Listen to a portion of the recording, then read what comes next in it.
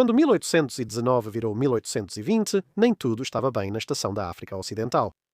Apesar do acordo com os holandeses para a Marinha Real interceptar navios negreiros deles, foi necessária uma nova comissão mista em Freetown para julgar esses casos.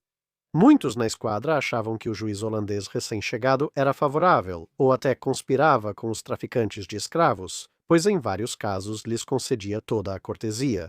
Recentemente, negou ao capitão de um dos navios antitráfico não só acesso à assessoria jurídica, mas também a algumas provas apreendidas, como documentos do navio negreiro.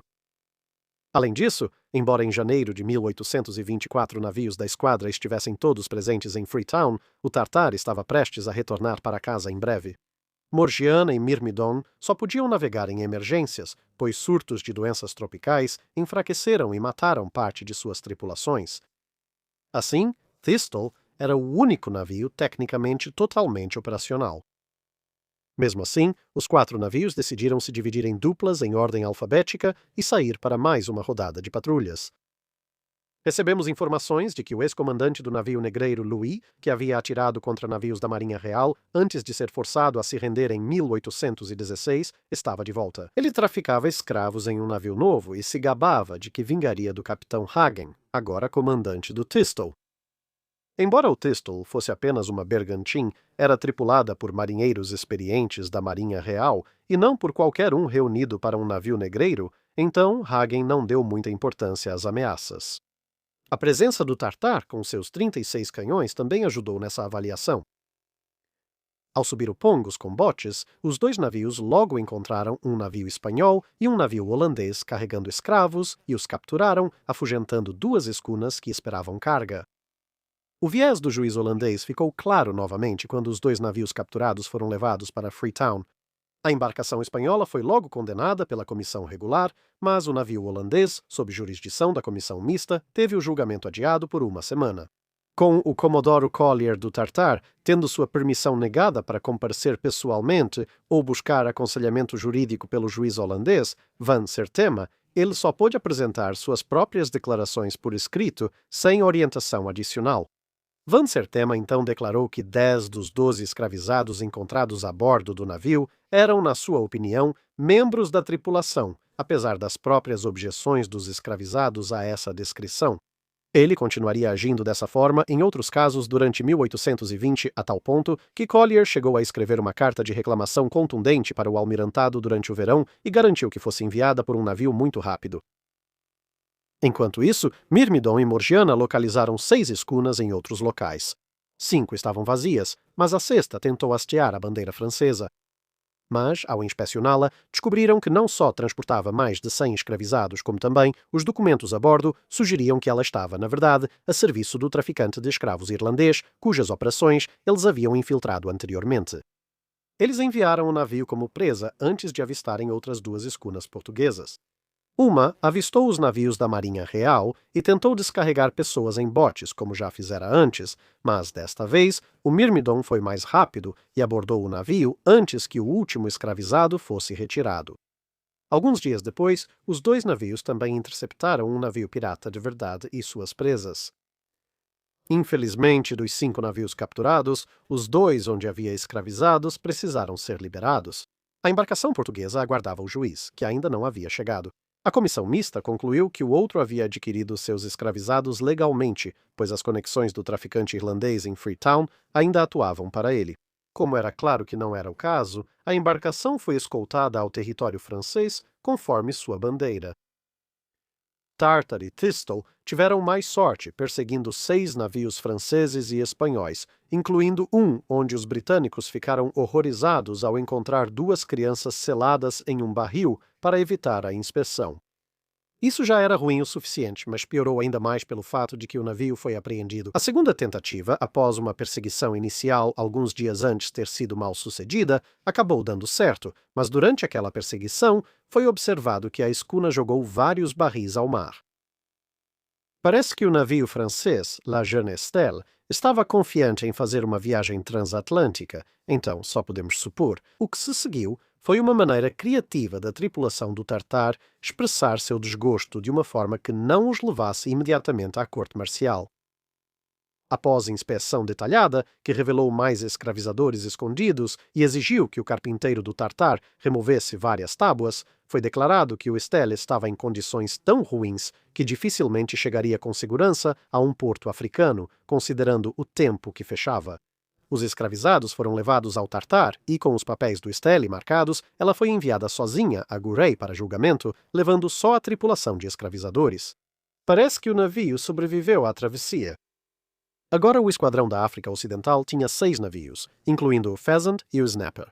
Mas, à medida que a primavera se transformava no início do verão, todos eles eram frequentemente forçados a navegar para o sul, em direção a climas mais frios, para tentar lidar com repetidos surtos de febre tropical que minavam as forças daqueles que tinham sorte o suficiente para sobreviver.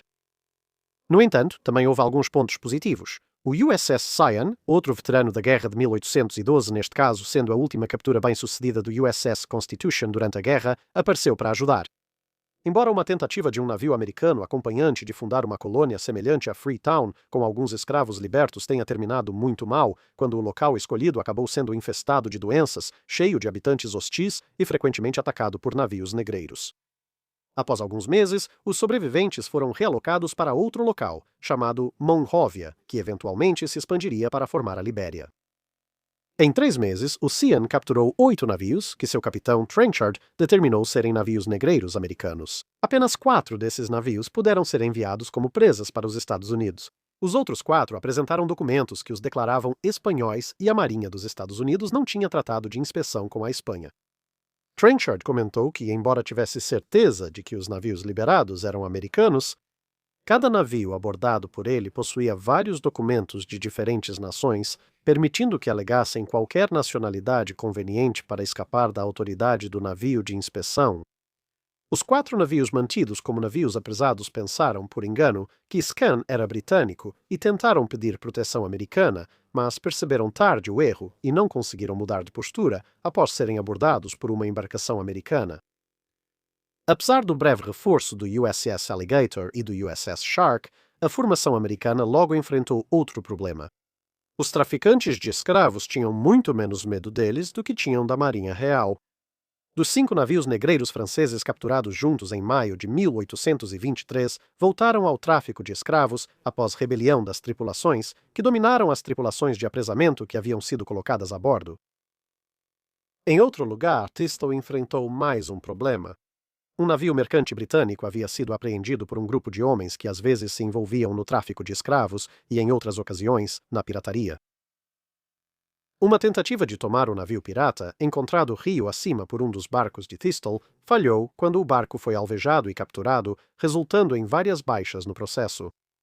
No entanto, embora isso tenha deixado o Thistle com poucos tripulantes para tentar navegar rio acima por conta própria, isso irritou com razão o capitão do navio, que voltou para Freetown e rapidamente retornou com Myrmidon, Morgiana e Snapper em companhia, além de 3 companhias de tropas.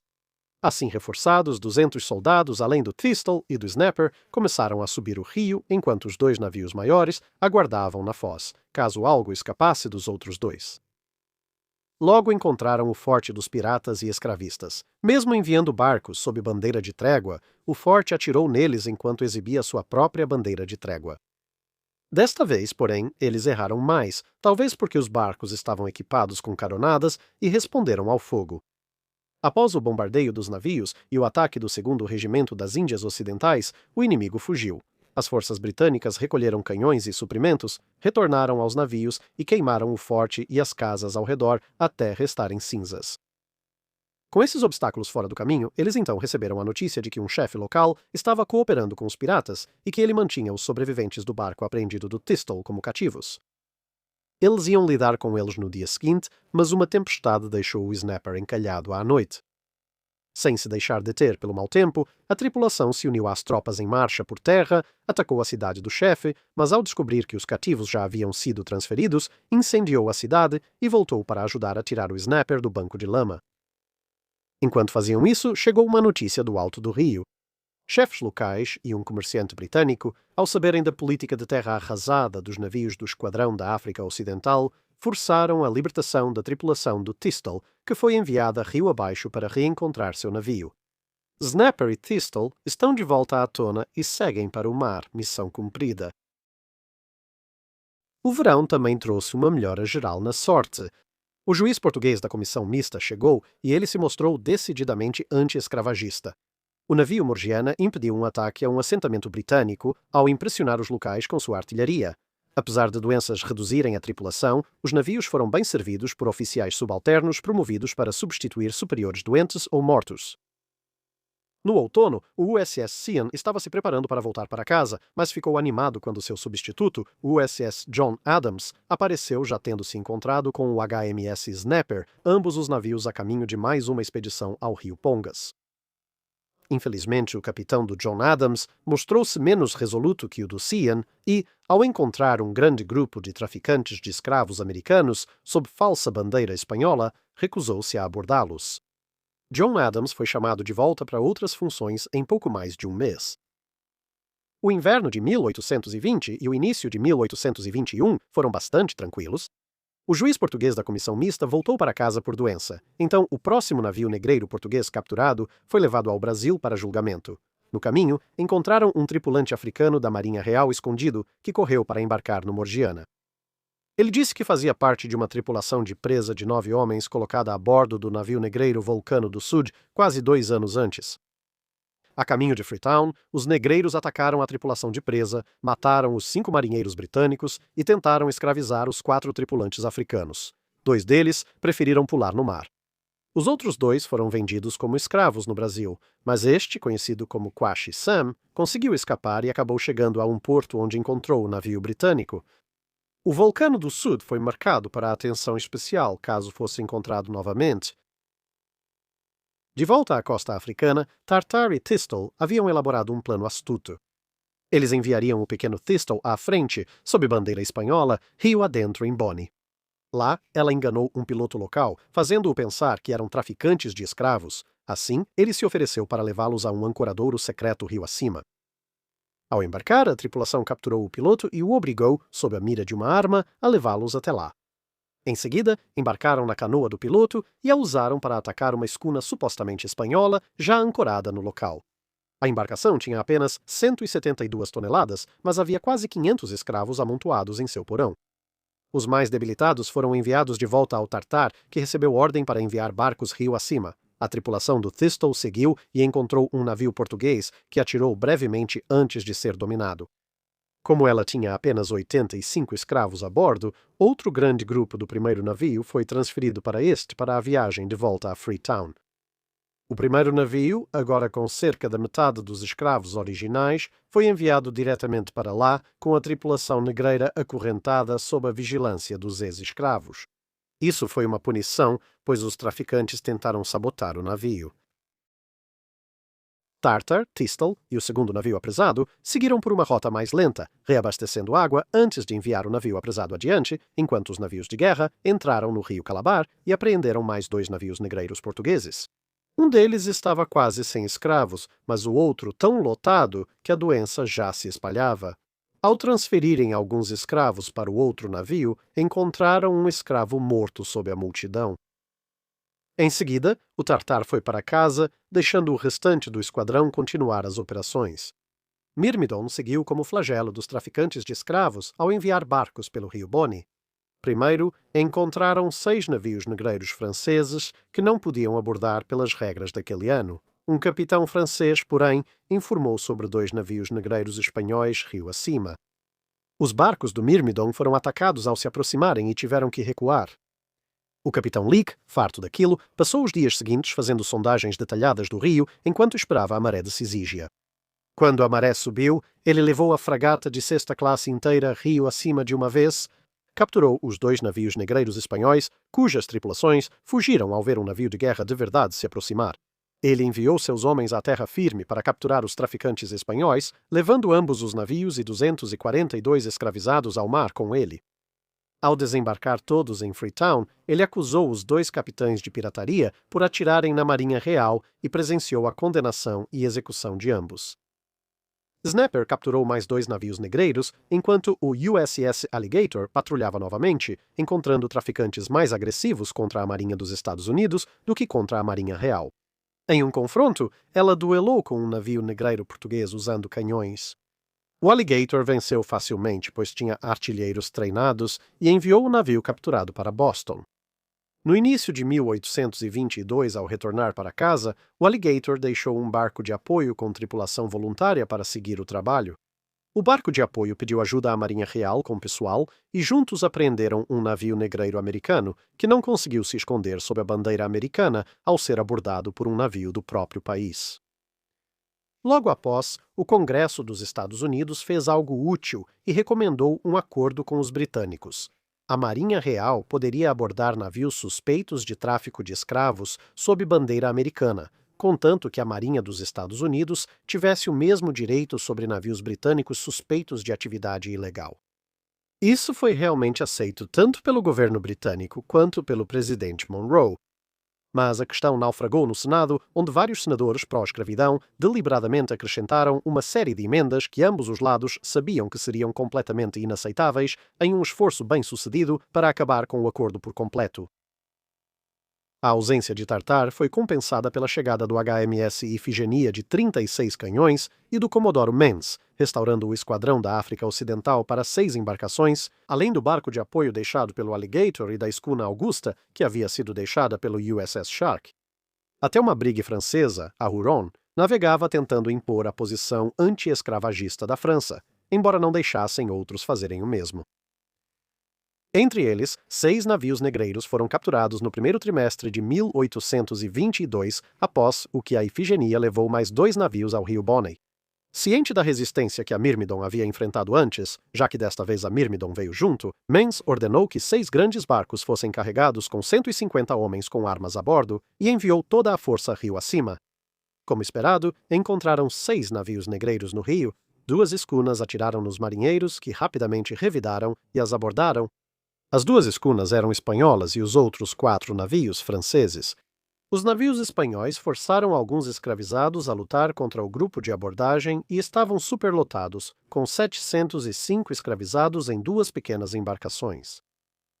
Após interrogar os traficantes sobreviventes, já que cerca de 2 dúzias deles haviam sido mortos na luta, descobriu-se que a ideia de forçar os escravizados a lutar contra os britânicos foi do capitão da escuna Icânum, sendo a outra escuna chamada Vicua.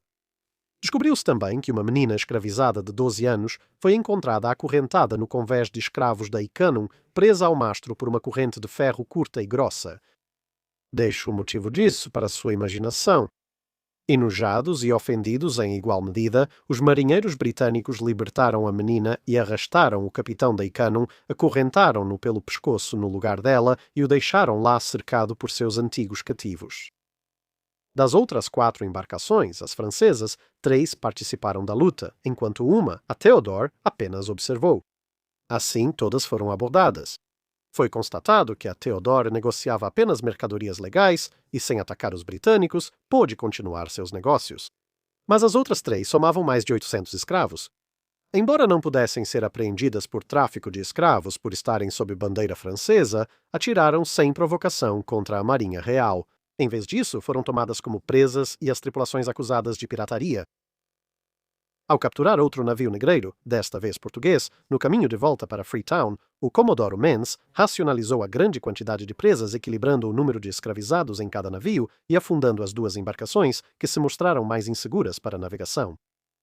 Infelizmente, o Icânum foi pego por uma tempestade e virou logo depois, levando toda a tripulação, mas os demais navios, com os escravizados sobreviventes, foram levados aos tribunais competentes. Morgiana e Faisão voltaram para casa no verão de 1822, sendo substituídos pelos bergantins Sirene, Bun e Driver, embora esse pequeno aumento logo tenha sido compensado pela necessidade de o Myrmidon ser chamado de volta para reparos. O esquadrão renovado fez mais de 12 capturas no restante do ano, incluindo 2 navios que o HMS Sirene encontrou vazios, mas equipados para o tráfico de escravos, que encontrou cartas indicando onde e quando buscariam os escravizados. Sirene foi até lá, encontrou um entreposto negreiro que atirou nos botes do navio e forçou os marinheiros a desembarcarem sob fogo. Eles tomaram os canhões, os voltaram contra o pessoal da fábrica, inutilizaram os canhões, queimaram a fábrica e partiram. Logo depois, um representante da tribo local procurou Sirene e ofereceu enviar os escravizados que seriam vendidos aos traficantes caso os navios negreiros não fossem capturados. Esses escravizados foram enviados e libertados em Freetown. O uso da força funcionou, pois outro navio negreiro foi capturado em situação parecida. Cirene chegou e já havia uma carta esperando por eles do chefe daquela região, prometendo entregar os escravizados que aguardavam para serem libertados, desde que Cirene não destruísse sua cidade também. Em 1822, o secretário de Relações Exteriores Castlereagh morreu, mas o novo, Canning, era abolicionista fervoroso e sem obter acordo das outras potências europeias para tratar a escravidão como pirataria. Ele então mudou de tática, passando a usar pressão específica sobre cada nação para obter mais concessões sobre o assunto. Nos anos seguintes, ele conseguiria obter novos acordos com 3 nações europeias, além do Brasil e dos Estados Unidos, que abordaremos quando isso se tornar relevante. Os 2 primeiros que valem a pena mencionar foram novos acordos com a Holanda e a Espanha, ambos já tendo concordado com isso no início de 1823. Navios, sob suas bandeiras, equipados para o tráfico de escravos, podiam ser apreendidos mesmo sem escravos a bordo, regra antes restrita a outros navios negreiros e agora ampliada. O Comodoro Mains retornou após levar a Ifigenia ao Reino Unido no inverno. Ele e sua tripulação haviam transferido para o maior HMS Owen Glendower de 42 canhões e voltaram para a costa africana. Mas foi o fim da pobre e velha Thistle. Após 3 anos e meio de serviço, ela estava tão desgastada que foi enviada para a desmontagem. Seu capitão, o capitão Hagen, de alguma forma, sobreviveu ao dobro desse tempo em vários navios em serviço na região e capturou um total de 33 navios negreiros, resultando na libertação de quase 100 vezes esse número de escravizados. Infelizmente, naquela primavera, houve um surto de febre amarela que se espalhou pela esquadra e tirou a vida de pouco mais de 100 marinheiros britânicos em apenas 3 meses. Os homens e navios restantes precisaram equilibrar o apoio à guerra britânica contra os Ashanti e suas patrulhas anti-escravagistas. Aqui, seus esforços começaram a surtir efeito em terra e no mar, com vários reis e chefes locais devolvendo voluntariamente os escravos desembarcados por navios negreiros que tentavam se livrar da carga antes de serem interceptados.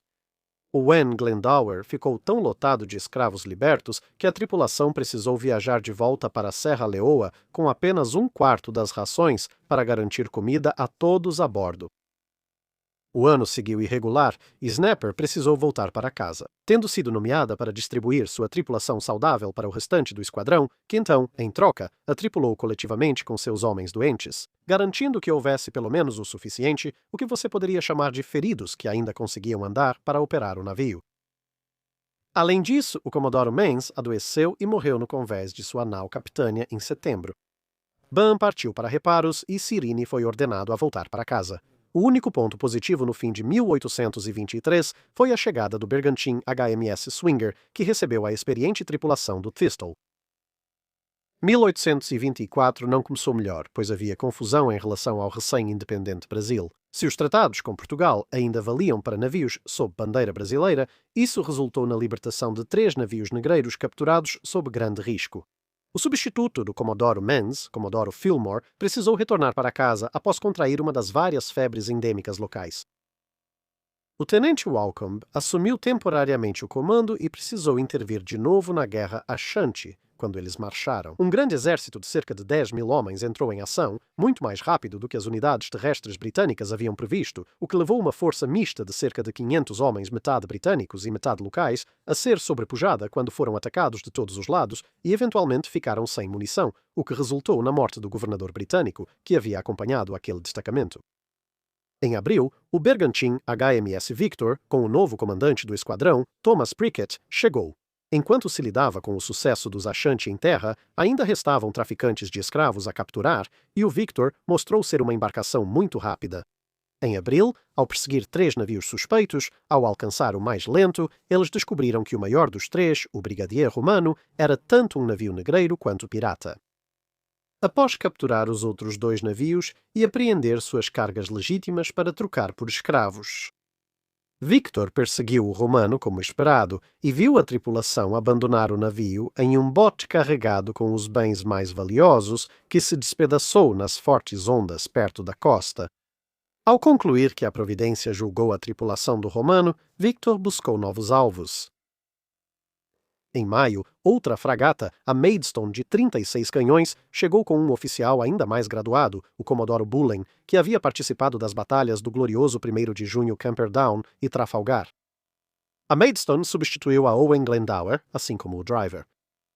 Nesse momento, a guerra Ashanti melhorava, mas os suprimentos para os principais postos fortificados precisavam ser levados por mar, usando os navios do esquadrão, pois era perigoso demais transportar por terra. Os Ashanti foram repelidos após várias batalhas, em que os britânicos contaram com grande ajuda do capitão Scott, que levou para a terra alguns dos canhões do navio e suas guarnições, aumentando o poder ofensivo com o fogo naval. No verão, o esquadrão relatou que quase todos os navios negreiros encontrados hasteavam bandeiras francesas ou brasileiras, dificultando ainda mais as capturas. A ausência de tratados de inspeção relevantes com esses países resultava nisso. Era necessário investir tempo e esforço para identificar navios sob bandeiras falsas e aqueles que realmente pertenciam a esses países. Mas o início de 1825 trouxe notícias um pouco melhores. Após muitos relatos do esquadrão de que britânicos ainda traficavam escravos sob bandeiras estrangeiras, uma nova lei foi aprovada no parlamento. Como as multas e o tempo de prisão haviam se mostrado ineficazes, e até mesmo a sentença de deportação para a Austrália claramente não era suficiente, a nova lei estabelecia que qualquer súdito britânico encontrado envolvido no tráfico de escravos seria acusado de, e citando, felonia, pirataria e roubo, e deveria sofrer a pena de morte sem o benefício do clero, além da perda de terras, bens e propriedades, como piratas, criminosos e ladrões nos mares deveriam sofrer. Havia uma divisão entre os que estavam em serviço e queriam interromper o tráfico de escravos ao máximo e os que em casa ainda tentavam sabotar. Isso pode ser visto no caso do Swinger, que em fevereiro foi atacado enquanto investigava vários navios encontrados ancorados. Ao largo do que hoje é a Nigéria, compreensivelmente, após ser atacado, o Swinger revidou. A embarcação que atirou neles tentou abordar o Brig, mas isso não terminou bem para o grupo de abordagem. Com a maioria da tripulação inimiga capturada ou morta, os britânicos contra-atacaram e embarcaram, descobrindo que era um navio pirata espanhol.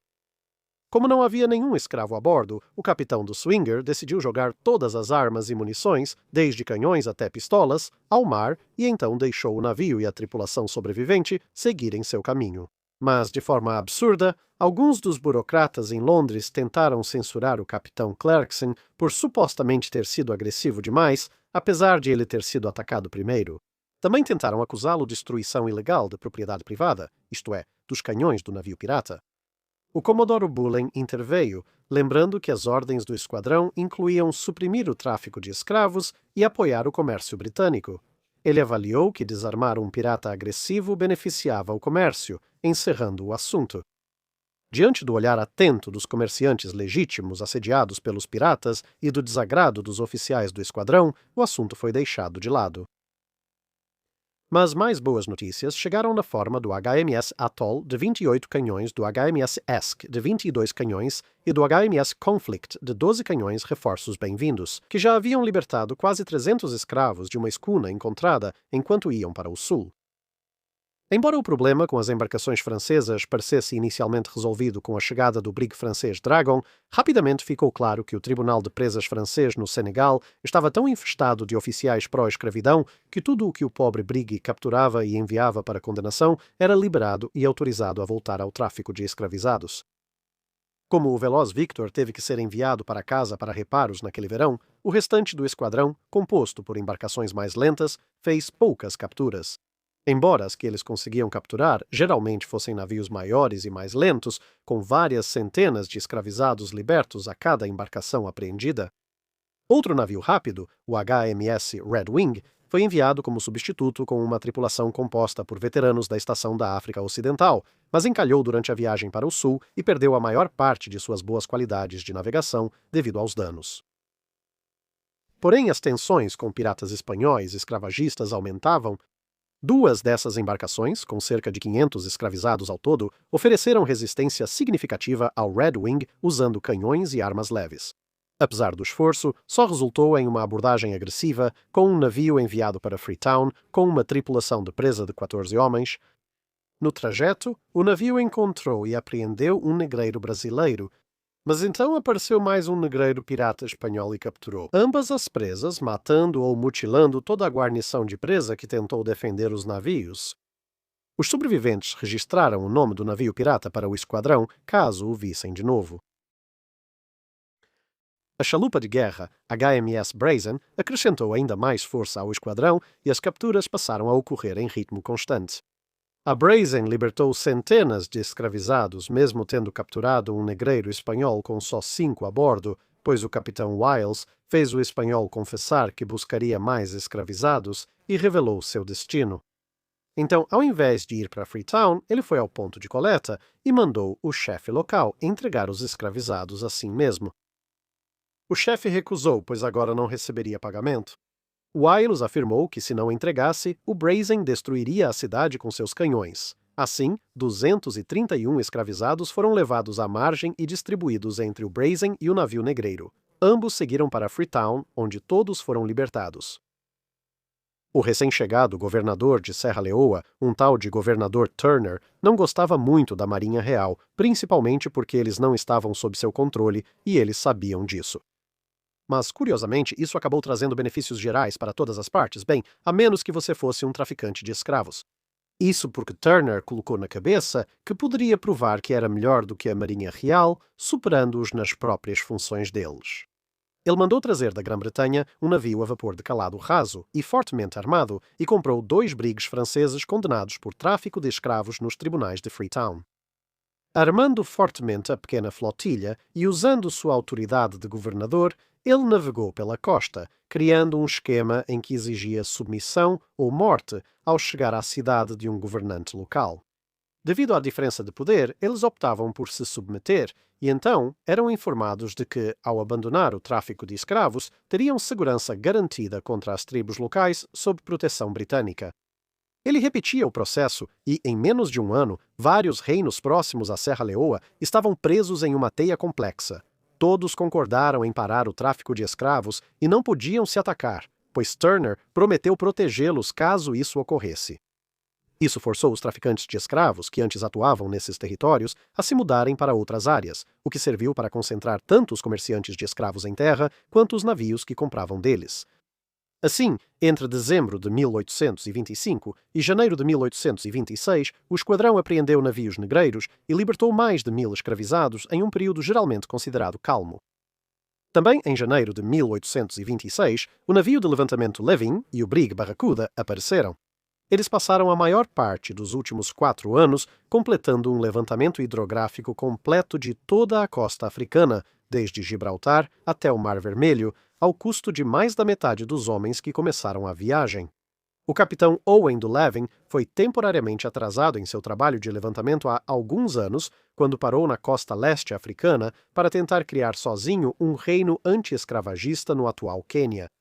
Ao saber do plano do governador Turner de atacar os traficantes de escravos no rio Balm, ele interrompeu seus levantamentos finais para participar do ataque. A cidade dos traficantes de escravos foi destruída com poucas baixas britânicas, mas Turner adoeceu e o governador morreu. Em março, isso trouxe temporariamente um fim aos esforços para erradicar o tráfico de escravos em terra, além dos esforços navais da Marinha Real. Atholl foi então ordenado a ir para a Índia, mas no caminho o capitão Murray apreendeu o navio negreiro Activio. Mas após longa perseguição, ela foi capturada logo ao sul do Equador. Os proprietários, assim, inicialmente conseguiram argumentar com sucesso no tribunal por quase 11.000 libras em indenizações contra Murray, pois, embora tenha sido provado que eles haviam embarcado escravos ilegalmente ao norte do Equador, eles sustentaram que, ao cruzá-lo, isso significava que agora estavam fora da jurisdição. A questão foi então enviada de volta para Londres e para o Brasil, país dos traficantes de escravos, onde acabou rapidamente arquivada. Vamos encerrar este episódio com um breve relato de outro incidente que mostrou o quanto havia perigo envolvido nessa missão. Além das privações habituais do mar, das doenças tropicais desenfreadas e dos esforços ocasionais dos traficantes de escravos para resistirem à abordagem, as tripulações encarregadas de conduzir os navios apreendidos frequentemente corriam perigo tanto por parte das tripulações dos navios negreiros quanto de um número crescente de piratas. Já vimos alguns exemplos mencionados brevemente anteriormente. Mas, neste caso em particular, tudo começa quando o bergantim Netuno foi apreendido pelo ajudante do mestre Richard Crawford, do HMS Esk, com um total final de 92 escravizados contabilizados a bordo. Junto com 5 outros marinheiros britânicos, 4 tripulantes do próprio Bergantin e 2 adolescentes, um do Esk e outro do Netuno, o navio partiu para Freetown. Mas o navio se mostrou lento, e após 2 semanas, um brig rápido apareceu a ré e a estibordo. Crawford reduziu a velocidade e se aproximou, achando que era o Red Wing. Mas o capitão do Netuno achou que era um navio pirata, e acabou que ele estava certo, pois o brig se aproximou sem hastear bandeira até o último momento, quando então atirou à frente da proa do Netuno e içou uma bandeira francesa. Crawford ordenou que os poucos canhões de 6 libras a bordo fossem carregados, e quando o bote do estranho brig apareceu ao lado, o principal homem a bordo começou a tentar ameaçar a tripulação britânica de captura em espanhol, o que acabou prejudicando a farsa da bandeira francesa. Após buscar alguém para traduzir, Crawford disse que seu navio estava sob controle britânico e não acreditava que o brig fosse francês. O disfarce foi abandonado e o comandante do bote de Havana mandou seus homens embarcarem no Netuno. Em vez disso, Crawford, que havia pegado um par de pistolas sob o pretexto de buscar os documentos do navio, atirou no homem em questão, assim como no homem que segurava o bote junto ao Netuno. Depois, um canhão de 6 libras foi apontado para os homens no bote, que foram ordenados a pular no mar. O brig Caroline percebeu que sua artimanha foi descoberta e varreu o Netuno com fogo de canhão. Com apenas ele mesmo, o capitão do Netuno, um marinheiro e um dos meninos ainda no convés superior, Crawford e o garoto assumiram os canhões. O capitão correu atrás de pólvora e bala, enquanto o marinheiro Frost assumiu o leme. Nas 2 horas seguintes, a equipe de 3 homens disparou, um de cada vez, a fileira de canhões de 6 libras contra o Caroline, enquanto o pirata tentava destruir as velas e o cordame do Netuno. Quando Crawford desmaiou ao ser atingido na cabeça por uma lasca, o marinheiro Frost deixou o leme e foi para os canhões. Mirando com cuidado, ele fez um belo disparo no castelo de proa do Caroline, dispersando um grupo de abordagem em todas as direções. Com quase 2 dúzias de mortos visíveis e muitos outros feridos, devido à excelente artilharia da pequena tripulação de presa, o Caroline se afastou e desapareceu, não sendo mais visto. Com apenas 4 cartuchos de munição restantes, Netuno acabou chegando com dificuldade a Freetown. Crawford foi promovido imediatamente, ingressando no quadro de oficiais como tenente, embora, em parte devido ao seu ferimento, ele logo fosse enviado para casa por alguns meses para se recuperar. Mas ele voltaria ainda naquele ano, e nós o encontraremos novamente no episódio 3. É isso para este vídeo. Obrigado por assistir. Se você tiver um comentário ou sugestão de navio para analisarmos, conte pra gente nos comentários abaixo. Comente no post fixado para perguntas do Dry Dock.